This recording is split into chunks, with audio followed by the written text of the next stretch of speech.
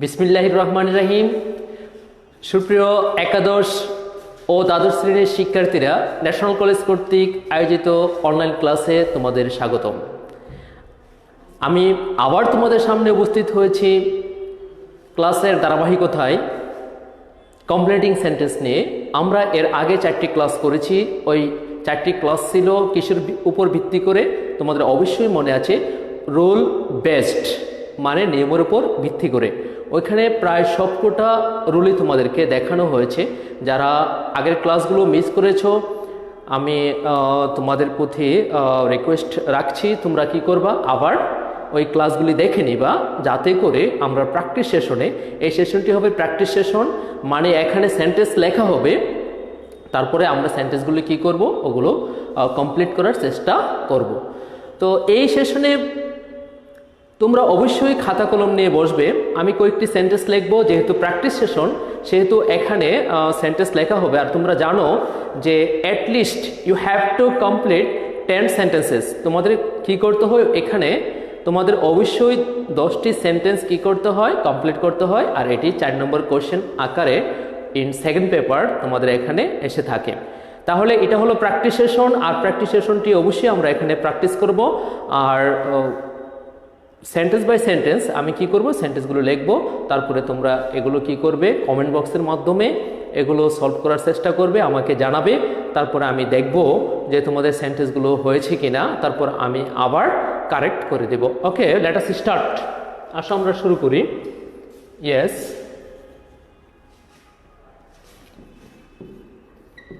physical exercise keeps us healthy and strong. You should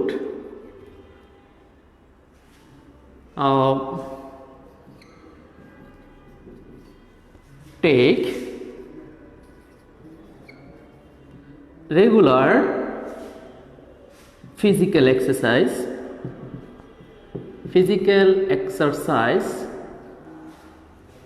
so that, yes, in this way sentence may come. এভাবে সেন্টেন্সটি আসতে পারে যে physical exercise keeps us healthy and strong, you should take regular physical exercise so that. অথবা মনে করো এরকমভাবে থাকতে পারে, তোমরা জানো যে ইন্টারমিডিয়েট ক্লাসে তোমাদের কি অবস্থা হয়, যে এখানে একটি সেন্টেন্স দেওয়া থাকে, ফুল একটি সেন্টেন্স দেওয়া থাকে, তারপরে আবার আরেকটি এটার সাথে রিলেটেড একটি সেন্টেন্স দেওয়া থাকে। অথবা এই অংশটা এভাবেও থাকতে পারে, if you take regular physical exercise, ঠিক আছে, এভাবেও থাকতে পারে।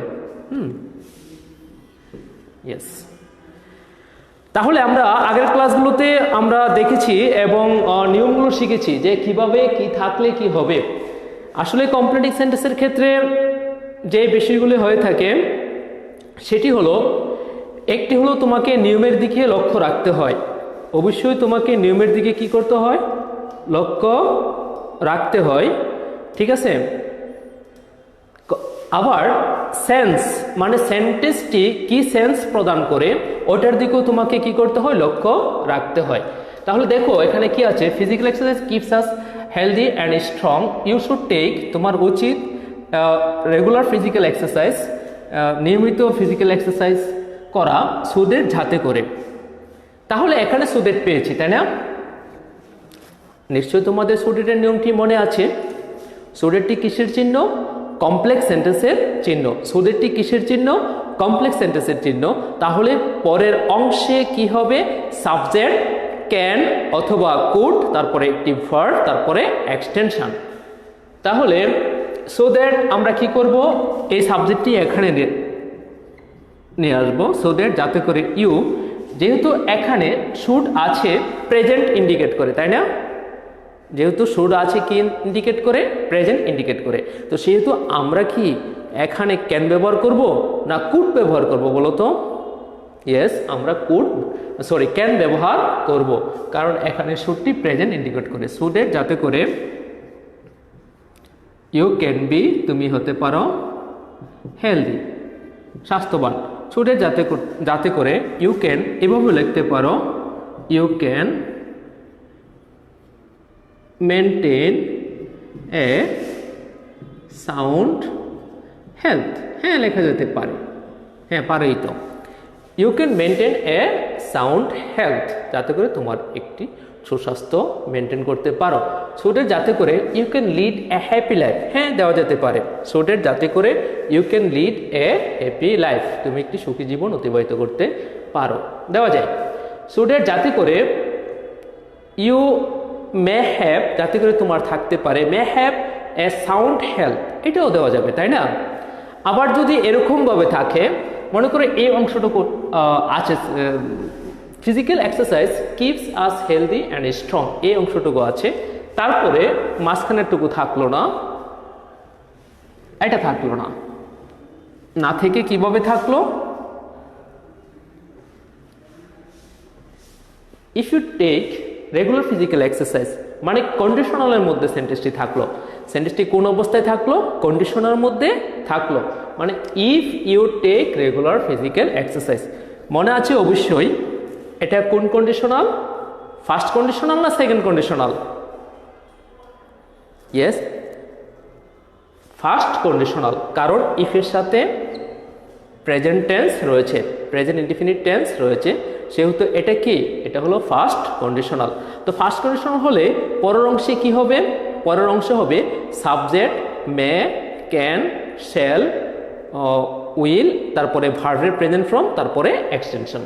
তাহলে if you take regular physical exercise, তুমি যদি নিয়মিত ফিজিক্যাল এক্সারসাইজ করো, তাহলে কি হবে? ইউ উইল অথবা মে অথবা ক্যান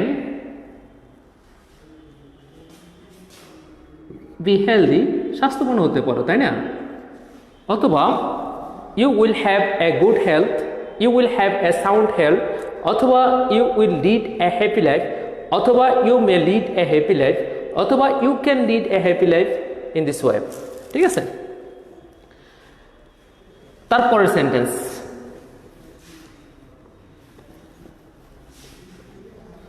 যেহেতু practice session, I shall write the sentence based on rule. তারপর তোমরা কি করবে? নিজে নিজে প্র্যাকটিস করবে।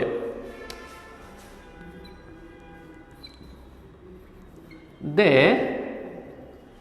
কেম to you with a beauty,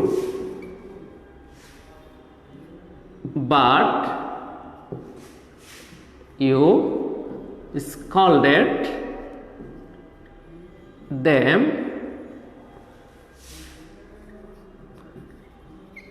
without any reason. সেন্টেন্সটি ভালো করে আগে পড়ে নাও। সেন্টেন্সটি কি আছে? They came to you with a view to but you scolded them without any reason. তোমরা নিয়মগুলো দেখবে যে এখানে কোন নিয়মটি আছে।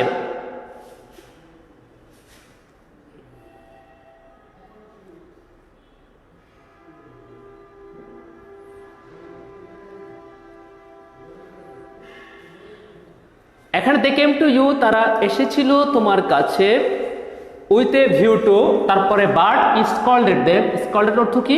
গালি দেওয়া, মন্দ বলা। But you scolded them without any reason, তুমি তাদেরকে কোনো ধরনের কারণ ছাড়াই তাদেরকে কি করেছো? স্কল্ডেড দেম, তুমি তাদেরকে বকাঝকা করেছো, গালি দিয়েছো। এই হলো সেন্টেন্সটি। ঠিক আছে? They came to you with a view to, আমরা কুল রুলটি ফলো করব। দেখো এখানে উইথ এ ভিউ টু রয়েছে। অনেকে আসসালামু আলাইকুম বলেছো, ওকে, ওয়ালাইকুম সালাম। দেখো they came to you with a view to, এখানে কুল রুলটি রয়েছে, উইথ এ ভিউ টু রয়েছে, তারপরে এখানে গ্যাপ। ঠিক আছে? But you scolded them without any reason, তারা তোমার কাছে এসেছিল। ঠিক আছে? তাহলে উইথ এ ভিউ টুর নিয়মটি কি? নিয়মটি হলো পরবর্তী ভার্বটির সাথে কি হবে, আইএনজি হবে। পরবর্তী ভার্বের সাথে কি হবে, আইএনজি। পরবর্তী ভার্বের সাথে কি হবে, আইএনজি। তোমরা জানো যে টুর পরে সাধারণত ভার্বের বেস ফর্ম হয়ে থাকে, কিন্তু কতগুলো টু আছে এদের পরে, কতগুলো টু আছে এদের পরে ভার্বের সাথে আইএনজি হয়ে থাকে। যেমন ধরো addicted to, devoted to, contributed to, with a view to, look forward to, come forward to, এদের পরে কি হয়, ভার্বের সাথে আইএনজি হয়। They came to you with a view to, মনে করো আমরা মিট ভার্বটি দিলাম, তাহলে কি হবে, meeting you. They came to you with a view two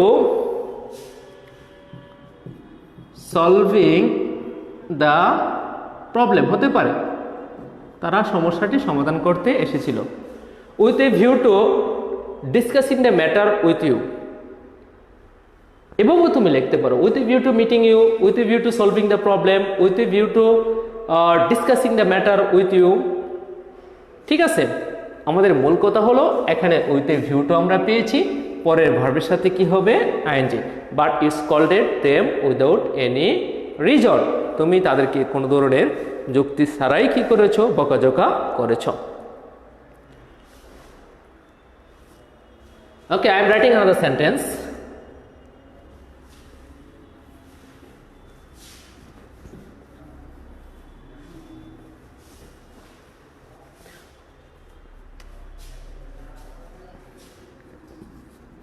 Please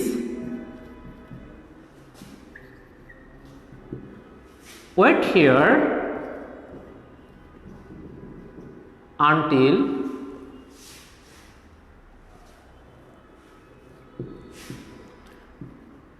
I have a serious matter to discuss with you. ঠিক আছে, please wait here until I have a serious matter to discuss with you. ঠিক আছে, তাহলে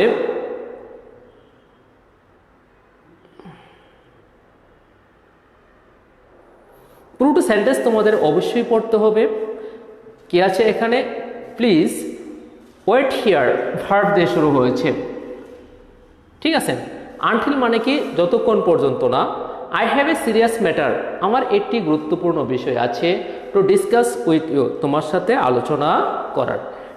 ঠিক আছে, তাহলে কি হলো, প্লিজ ওয়েট হিয়ার, এখানে অপেক্ষা করো, আনটিল যতক্ষণ পর্যন্ত না।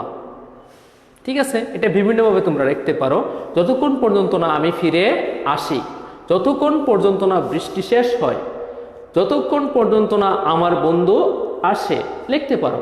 তাহলে প্লিজ ওয়েট হিয়ার, আমি তোমাদেরকে বলেছি যে কি বলেছি, যে কমপ্লিট সেন্টেন্সটি করার সময় কখনো কখনো রুলের উপর নির্ভর করতে হয়, কখনো কখনো সেন্সের উপরে নির্ভর করতে হয়। মানে তোমার সেন্স কি বলে, তোমার সেন্সটা কি বলবে, এই বিষয়টার উপর ভিত্তি করে তোমার সেন্স যেটা সাপোর্ট করে তোমাকে সেই সেন্টেন্সটি লিখতে হবে। ঠিক আছে, তাহলে I have a serious matter to discuss with you, তোমার সাথে আমার একটি গুরুত্বপূর্ণ বিষয় আছে আলোচনা করার। তাহলে কি করতে হবে, প্লিজ ওয়েট হিয়ার, এখানে অপেক্ষা করো। তার মানে কি, আমি যতক্ষণ না ফিরে আসি, যতক্ষণ না I shall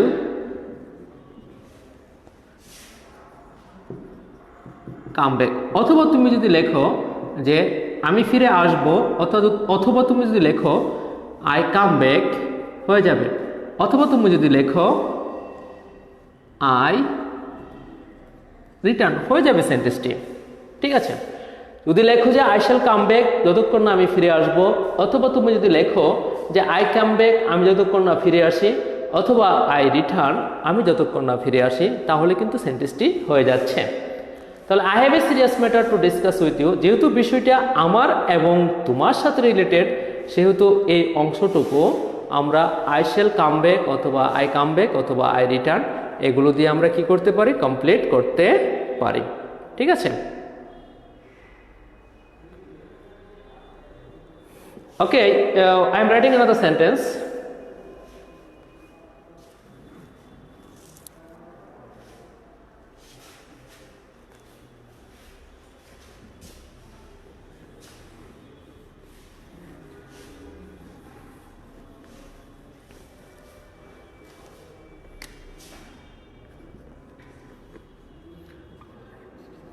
I was not hungry at all. This is one sentence and part of a question. I was not hungry at all. আমি মোটেও ক্ষুধার্ত ছিলাম না। এরপর next, if I had been hungry, আমি যদি ক্ষুধার্ত হতাম। ঠিক আছে, এই তোমাদেরকে আগেই বলেছি, in your previous classes there you have found only one sentence. তোমাদের নবম এবং দশম শ্রেণীতে সেখানে শুধু তোমরা একটি সেন্টেন্স পেয়েছ, কিন্তু নাও in your intermediate class এখানে কি করবে, দুটি অংশ পাবে। একটি থাকবে বাড়তি সেন্টেন্স, যেমন এখানে একটি রয়েছে, I was not hungry at all, আমি মোটেও ক্ষুধার্ত ছিলাম না। ঠিক আছে, তারপরে আছে কি, if I had been hungry, যদি আমি ক্ষুধার্ত হতাম। ঠিক আছে, তাহলে এই যে এই আগের সেন্টেন্সের সাথে রিলিভেন্ট, মানে ওটার সাথে রিলেটেড আরেকটি সেন্টেন্স তুমি এখানে পাচ্ছ। I was not hungry at all if I had been hungry, আমি যদি ক্ষুধার্ত হতাম। Can you complete the sentence? তোমরা কি এটা কমপ্লিট করতে পারবে? Can you complete the sentence?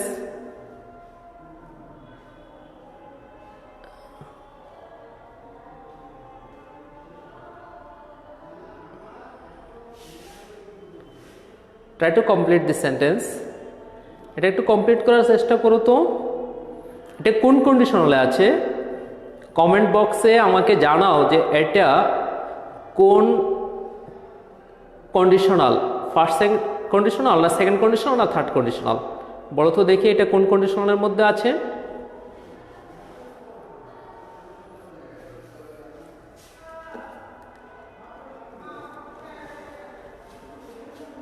আমি অবশ্যই তোমাদেরকে আগে শিখিয়েছি যে এটা কোন কন্ডিশনের মধ্যে রয়েছে।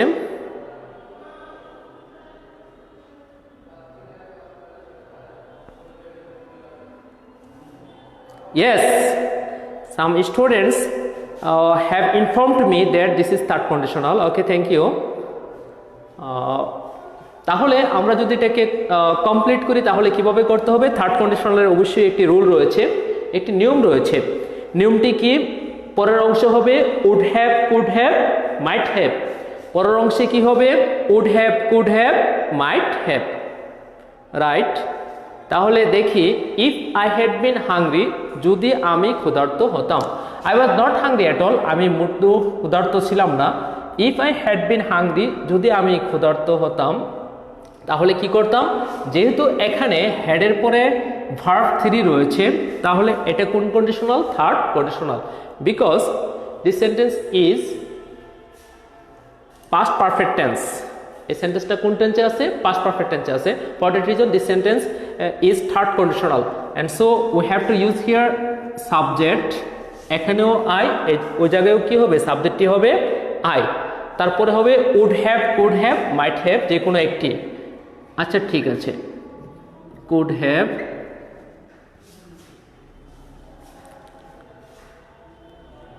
তারপরে ভার্বের থার্ড ফর্ম, তাই না? কুড হ্যাভ তো লিখলাম, তারপরে ভার্বের third form. I could have taken lunch, অথবা কুড হ্যাভের পরে আই কুড হ্যাভ দিতে পারো, কুড হ্যাভের পরে হ্যাড দিতে পারো। কুড হ্যাভ হ্যাড দ্য মিল, খাবারটি আমি কি করতাম? গ্রহণ করতাম। অথবা আই কুড হ্যাভ, অথবা মাইট হ্যাভও দিতে পারো, কুড হ্যাভও দিতে পারো, মাইট হ্যাভও দিতে পারো। মাইট হ্যাভ অথবা উড হ্যাভও দিতে পারো। Could have, might have, would have যে কোনো একটি দিতে পারো। দেওয়ার পরে ভার্বের third form might have eaten the food. ঠিক আছে, নিয়মটি অবশ্যই তোমাদের ফলো করতে হবে। কোন নিয়মটি? এখানে দেখবে এটা কোন কন্ডিশনালের মধ্যে রয়েছে, নিশ্চয়ই এটা কোন কন্ডিশনের মধ্যে আছে, থার্ড কন্ডিশনের মধ্যে রয়েছে। তো যেহেতু থার্ড কন্ডিশনের মধ্যে রয়েছে সেহেতু আমাদের ওইখানে কি করতে হবে? Could have, would have, might have, তারপরে ভার্বের থার্ড ফর্ম, তারপরে এক্সটেনশন মানে রিলিভেন্ট কয়েকটি ওয়ার্ড বসাতে হবে।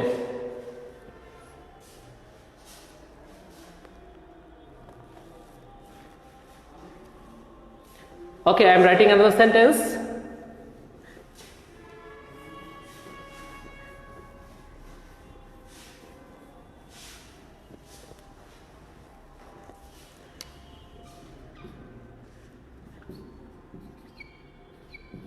Trees are essential for our existence. Trees are essential for our existence. Trees are essential for our existence. So we should plant. সেন্টেন্সগুলো কিন্তু বিভিন্নভাবে তোমাদের পরীক্ষায় থাকতে পারে। কখনো বা থাকতে পারে একটি সিম্পল সেন্টেন্স, কখনো বা একটি কমপ্লেক্স সেন্টেন্স, কখনো বা একটি কম্পাউন্ড সেন্টেন্স, অথবা এভাবেও থাকতে পারে। যেমন ধরো সিম্পল সেন্টেন্সটি সম্পূর্ণ নয়, ইনকমপ্লিট অবস্থা আছে। So we should plant. Plant কি? আমরা কি প্লান্ট করব, ঠিক না? এভাবেও কিন্তু পরীক্ষার মধ্যে এসেছে এবং ভবিষ্যতেও আসার সম্ভাবনা রয়েছে। সো তোমাদের এভাবেও শিখতে হবে, ঠিক আছে? Trees are essential for our existence মানে কি? মানে হলো গাছ আমাদের অস্তিত্বের জন্য অত্যন্ত প্রয়োজন, তাই না? Trees are essential for our existence, ঠিক আছে?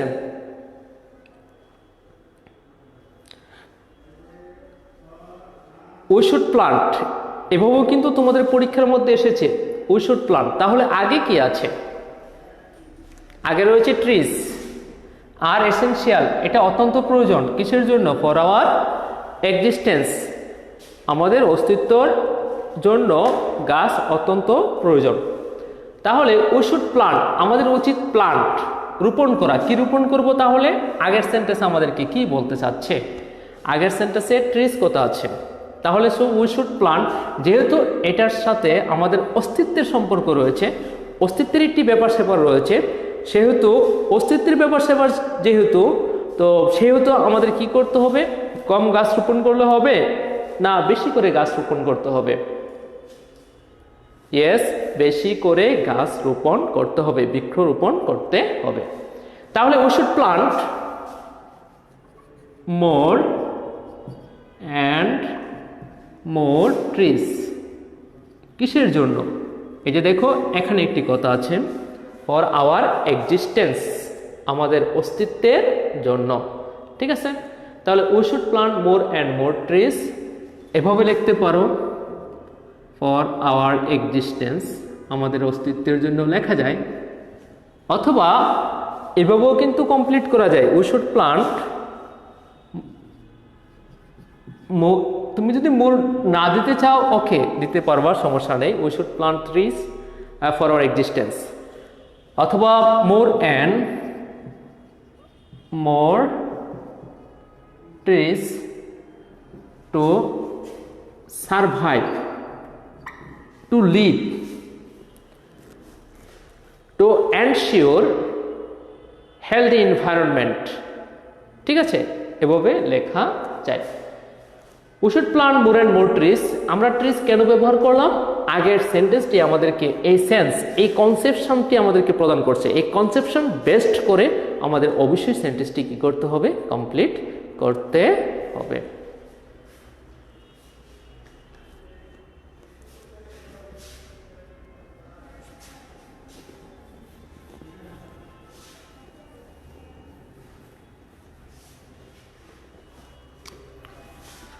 অনেক সময় প্রবাদ দেওয়া থাকে, যেমন দেয়ার goes A proverb that, and then there goes a proverb that, তারপরে মনে করো এখানে একটি রিলেটিভ সেন্টেন্স দেওয়া থাকলো, এখানে একটি রিলিভেন্ট সেন্টেন্স দেওয়া থাকলো, যেটা তোমাকে বুঝিয়ে দিবে যে আগের সেন্টেন্সে মানে আগের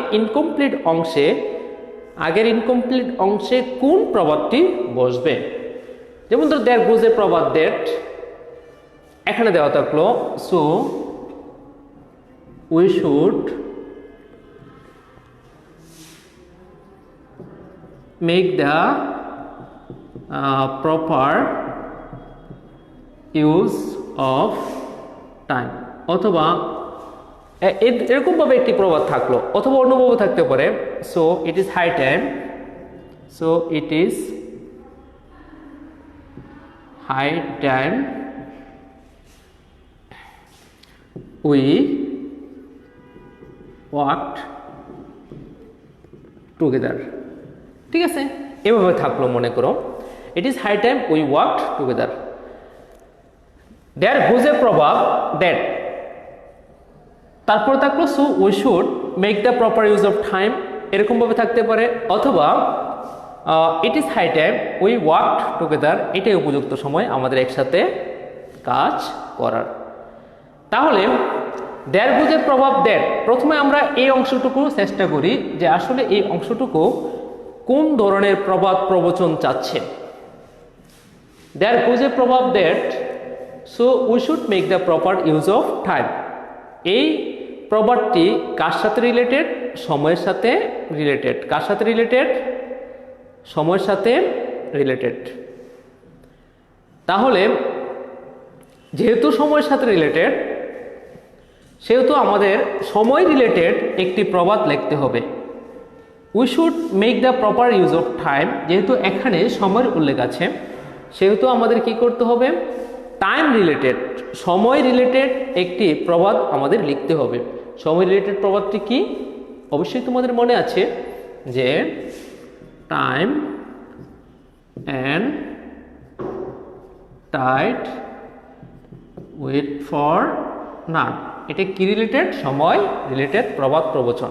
time and tide wait for none, ঠিক আছে। আমি কিভাবে বুঝতে পারলাম বা তোমরা কিভাবে বুঝবে এখানে সময়ের উল্লেখ আছে? যেহেতু সময়ের উল্লেখ আছে, তাহলে কোন প্রবাদটি আমাদের লিখতে হবে? সময় রিলেটেড প্রবাদটি লিখতে হবে। আবার দেখি, এই যে মনে করে এভাবে দেওয়া থাকলো দেয়ার goes a proverb that it is high time we work together, এটাই উপযুক্ত সময় উই ওয়ার্ক টুগেদার, আমাদের একসাথে কাজ করার, এটাই উপযুক্ত সময় আমাদের। অনেকেই কমেন্ট বক্সে সঠিক উত্তর লিখে পাঠাচ্ছ, ওকে, তোমাদেরকে অশেষ অশেষ ধন্যবাদ for your correct answer. Yes, and then there goes a proverb that, ঠিক আছে, it is high time we work together. এই যে দেখো এখানে কি আছে? টুগেদার, মানে একসাথে কাজ করার, এটাই উপযুক্ত সময় একসাথে কাজ করার। তাহলে আমরা এই একসাথে কাজ করার সাথে রিলেটেড যে প্রবাদ প্রবচনটি রয়েছে সেটি আমরা লিখব। দেয়ার গোজ এ প্রবাদ দ্যাট ইউনিটি ইজ স্ট্রেংথ, ঠিক আছে। একটি প্রবাদ এরকম রয়েছে যে ইউনিটি ইজ স্ট্রেংথ, মানে কি? একতাই বল। It is high time we work together. তার মানে প্রবাদ প্রবচন লেখার ক্ষেত্রে তোমরা দেখবা যে পরের যে সেন্টেন্সটি আছে তোমাকে কোন প্রবাদটি লিখতে বলতেছে, মানে কোন প্রবাদটি ওই পরের সেন্টেন্সটি চাচ্ছে, তাহলে ওইটার উপর বেস্ট করে তোমাদের ওই প্রবাদ প্রবচনটি লিখলেই সেন্টেন্সটি হয়ে যাবে।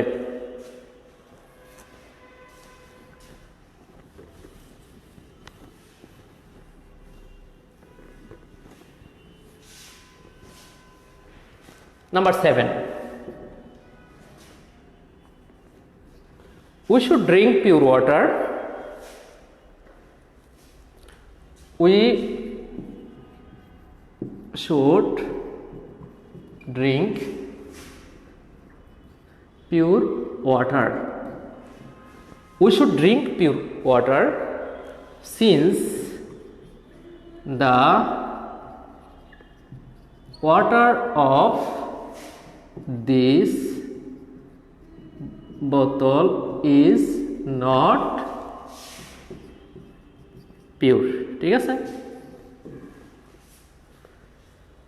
Since the water of this bottle is not pure. We should drink pure water. This is the sentence. লক্ষ্য করো আবার, we should drink pure water. এখানে কি আছে? যে আমাদের উচিত নয়, we should drink, আমাদের উচিত drink pure water, বিশুদ্ধ পানি পান করা, pure water, বিশুদ্ধ পানি পান করা আমাদের উচিত। Since the water of this bottle is not pure, যেহেতু এই বোতলের পানি is not pure, পিওর নয়, খাঁটি নয়, তাহলে কি করা উচিত? আমাদের পান করা উচিত কি উচিত না? তোমার সেন্স কি বলে? তোমার সেন্স বলে যে যেহেতু এই বোতলের পানি পিওর নয়, বিশুদ্ধ নয়, আমাদের কি করা উচিত নয়? পান করা উচিত নয়।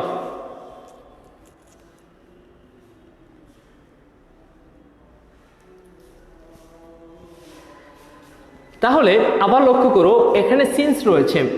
সিন্সটি কোন সেন্টেন্সের চিহ্ন? অবভিয়াসলি কমপ্লেক্স সেন্টেন্সের চিহ্ন। আর এখানে কি হিসেবে কাজ করেছে? অ্যাডভার্ব হিসেবে কাজ করেছে। তো যেহেতু অ্যাডভার্ব হিসেবে কাজ করেছে, ও পাশে কি হবে? আরেকটি সাবজেক্ট হবে, আর আগেরটির সাথে সম্পর্ক রেখে, তার মানে এখানে কোন টেন্সে রয়েছে? ইজ, প্রেজেন্ট টেন্সে রয়েছে, সেহেতু কি হবে? অবশ্যই প্রেজেন্ট রিলেটেড কিছু হবে। Since the water of this bottle is not pure, তাহলে উই আমাদের উচিত নয়, এখানে উই আছে, ওটার সাথে মিল রেখে আমি লিখলাম উই, আমাদের এই পানিটি পান করা উচিত কি উচিত না? আমাদের সেন্স কি বলে? আমাদের কনসেপশন কি বলে? আমাদের কনসেপশন বলে যে এই বোতলের পানি পান করা আমাদের উচিত নয়। তাহলে যেহেতু, তাহলে উই শুড নট ড্রিঙ্ক। এবার আগে যেহেতু ওয়াটার রয়েছে, আর ওয়াটার লেখার দরকার নেই, we should not drink it. ঠিক আছে? আবার কেন ইট ব্যবহার করলাম? যেহেতু যত আনকাউন্টেবল নাউন আছে সব হলো সিঙ্গুলার, যত আনকাউন্টেবল নাউন আছে সব কি সিঙ্গুলার। যেমন sugar uncountable, salt uncountable, sand uncountable, এই uncountable noun, tea uncountable, water uncountable. তো এই সকল ক্ষেত্রে কি হবে? প্রনাউন হিসেবে ইট হবে, কারণ সকল আনকাউন্টেবল নাউন কি ইন্ডিকেট করে? সকল আনকাউন্টেবল নাউন অবশ্যই কি ইন্ডিকেট করে? সিঙ্গুলার ইন্ডিকেট করে।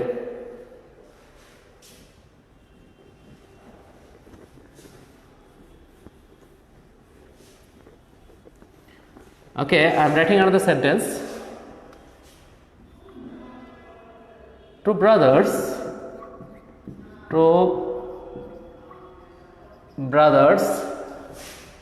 are not on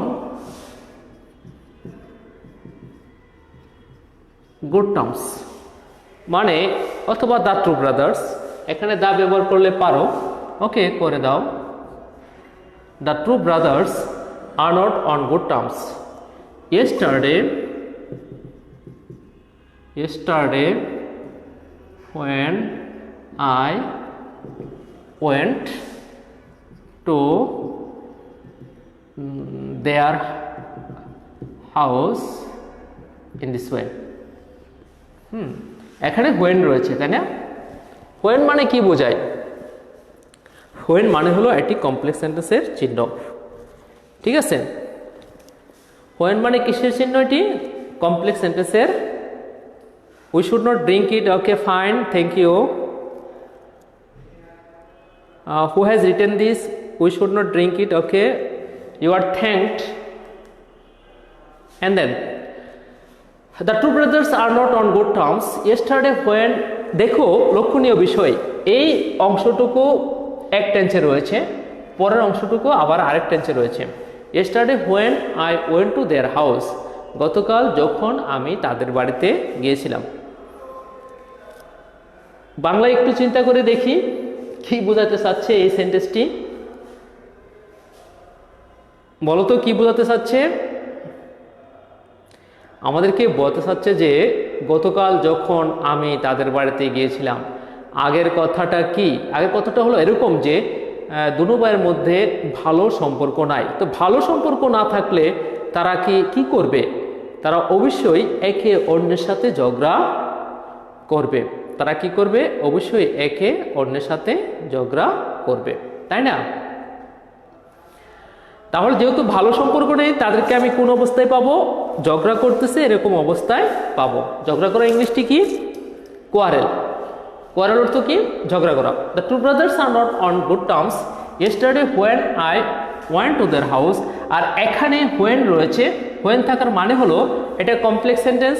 তোমাকে ওই পাশে আরেকটি সাবজেক্ট আরেকটি ভার্ব, ফাইনাইট ভার্ব দিতে হবে, কারণ কমপ্লেক্স সেন্টেন্সে দুটো অংশ থাকে, দুটো বাক্যাংশ, দুটো ক্লোজ থাকে। তো এই পাশে আমাদের কি করতে হবে? আরেকটি সাবজেক্ট আরেকটি ভার্ব দিতে হবে। When I went to their house I found them, আমি তাদেরকে পেলাম কোয়ারেলিং, তাই না? এভাবেও লেখা যায়, আবার এভাবেও লিখতে পারবো যে দে ওয়ার কোয়ারেলিং, তারা কি করতেছিল? ঝগড়া করতেছিল। আমাদের সেন্স কিন্তু তাই বলে, এই কারণে আমরা এভাবে লিখলাম। আর এই জায়গার মধ্যে প্রেজেন্ট আছে, বাট লক্ষ্য করো এই জায়গার মধ্যে রয়েছে পাস্ট, সেহেতু আমাকে কি করতে হয়েছে? পাস্ট কন্টিনিউয়াস টেন্স ব্যবহার করতে হয়েছে। I found them quarrelling, okay you may write. অথবা এভাবেও লিখতে পারো দে ওয়ার কোয়ারেলিং, অথবা দে ওয়ার ফাউন্ড কোয়ারেলিং, তাদেরকে ঝগড়া করতেছে এমন অবস্থা পাওয়া গেল। Okay, I'm writing on the sentence.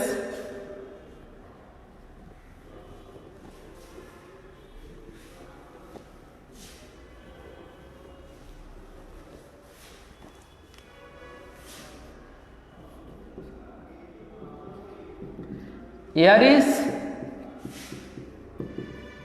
polluted in many ways. Air is polluted in many ways. It is high time. এটাই উপযুক্ত সময়। Air is polluted in many ways. It is high time. ঠিক আছে?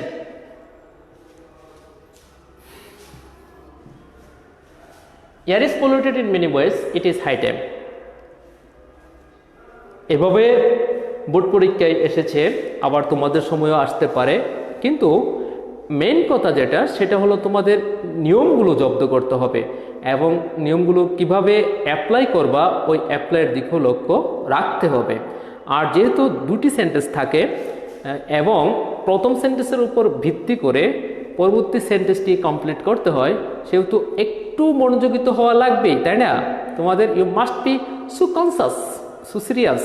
তোমাদের অবশ্যই এখানে একটু কনসাস হতে হবে, সচেতন হতে হবে। তাহলে air is polluted in many ways, এয়ারটা বিভিন্নভাবে দূষিত হয়। ইন আওয়ার কান্ট্রি হতে পারে, আর একটু বড় থাকতে পারে। ইট ইজ হাই টাইম, ঠিক আছে? ইট ইজ হাই টাইমের রুল তোমরা শিখেছ।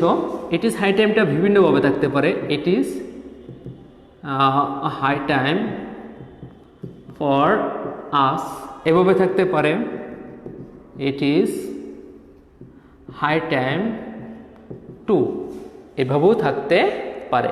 It is high time for government, এভাবেও থাকতে পারে। ঠিক আছে? যেভাবেই থাকুক আমরা যেন কমপ্লিট করতে পারি সেদিকে লক্ষ্য রাখতে হবে। Air is polluted in many wedge, তাহলে নিয়মটি কি?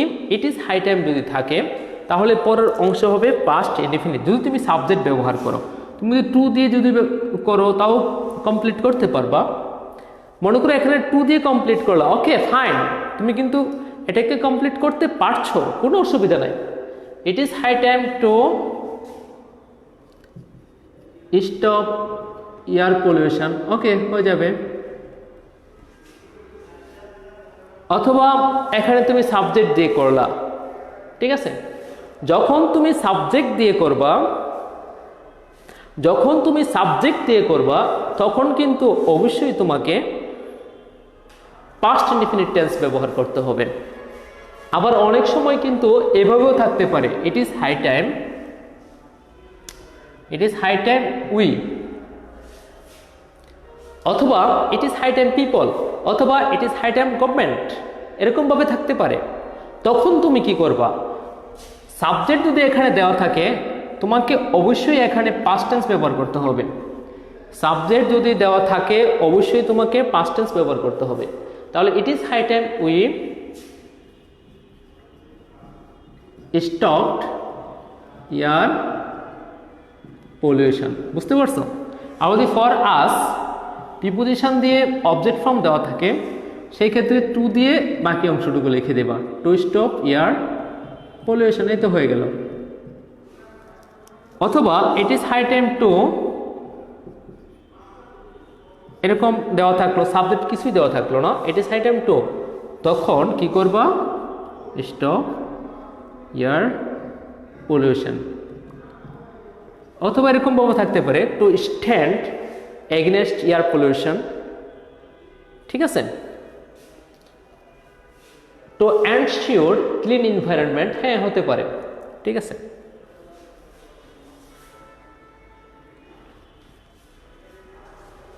নাম্বার 10,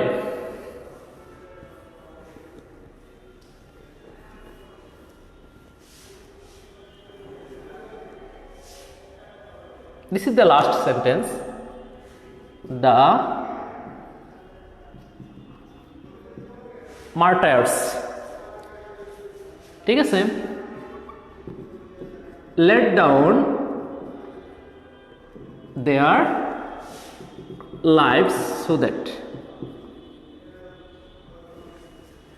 কখনো কখনো ওকে আর একটু বড় থাকতে পারে, the martyrs in this way so that, যাতে করে, the martyrs late down their life so that, এভাবে একটি সেন্টেন্স থাকতে পারে। অথবা the martyrs late down their lifes, লাইফের বহুবচন হলো লাইফস ইন 1971, তারা এটা করেছিল, দে ডিড ইট, তারা এটা করেছিল so that, they did it so that, ঠিক আছে। এভাবেও একটি সেন্টেন্স হতে পারে। The martyrs late down their life so that, এভাবে হতে পারে। অথবা এই বিষয়টা এভাবেও আসতে পারে, the martyrs late down their lifes in 1971,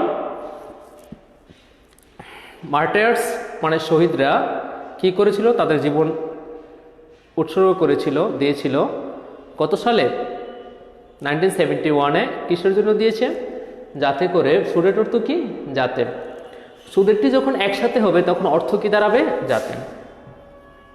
সুডেটের নিয়ম তোমরা শিখেছ, obviously I have taught you the rules of so that, সুডেটের নিয়ম আমি তোমাদেরকে শিখিয়েছি। তাহলে the martyrs late down their life so that, যাতে করে, যেহেতু মার্টার্সটা বহুবচন, they could free our country, হ্যাঁ হতে পারে, সো দ্যাট, যাতে করে, we could get a free country, ওকে, হতে পারে, সো দ্যাট, যাতে করে, সো দ্যাট, যাতে করে, we could achieve independence, so that, যাতে করে, we could achieve independence, হতে পারে, ঠিক আছে। তো মূল নিয়মটি কি, মূল নিয়মটি হলো সো দ্যাটের পরে আগের অংশ অনুসারে এখানে কি রয়েছে, লেট রয়েছে, পাস্টে আছে। তো এই অংশটুকুর উপর ভিত্তি করে সো দ্যাটের পরে আমাদের কি দিতে হবে, সাবজেক্ট, ক্যান অথবা কুড, তারপরে ভার্বের প্রেজেন্ট ফর্ম, তারপরে অবজেক্ট। তাহলে শহীদরা তাদের জীবন উৎসর্গ করেছিল, কিসের জন্য উৎসর্গ করেছিল, যাতে করে আমরা একটি স্বাধীন দেশ পেতে পারি। স্টুডেন্ট যাতে করে we could get independence, student যাতে করে we could achieve our independence, student যাতে করে they could free our country, আমাদের দেশটাকে যাতে করে তারা কি করতে পারে, স্বাধীন করতে পারে।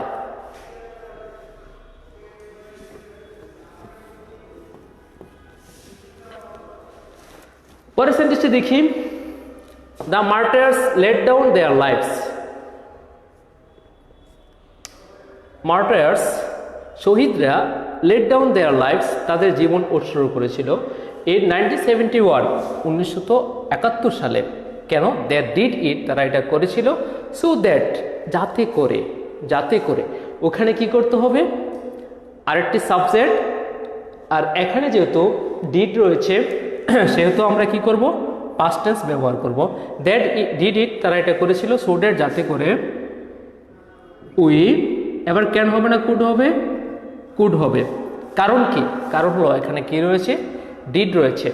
দে ডিড ইট সো দ্যাট, যাতে করে উই কুড, আমরা পারি, অ্যাচিভ অর্জন করতে, কি অর্জন করতে, আওয়ার ফ্রিডম, আওয়ার ইন্ডিপেন্ডেন্স। ঠিক আছে, ক্লিয়ার? ওই যে আগে যে শিখেছো সো দ্যাটের নিয়ম, ওই আগের সো দ্যাটের নিয়মের মধ্যে ফেলে দিবে। ঠিক আছে, নেক্সট ক্লাসে আমরা আবার আরও কয়েকটি সেন্টেন্স, অ্যাটলিস্ট 10 সেন্টেন্স, আমরা 10 sentences I shall discuss with you.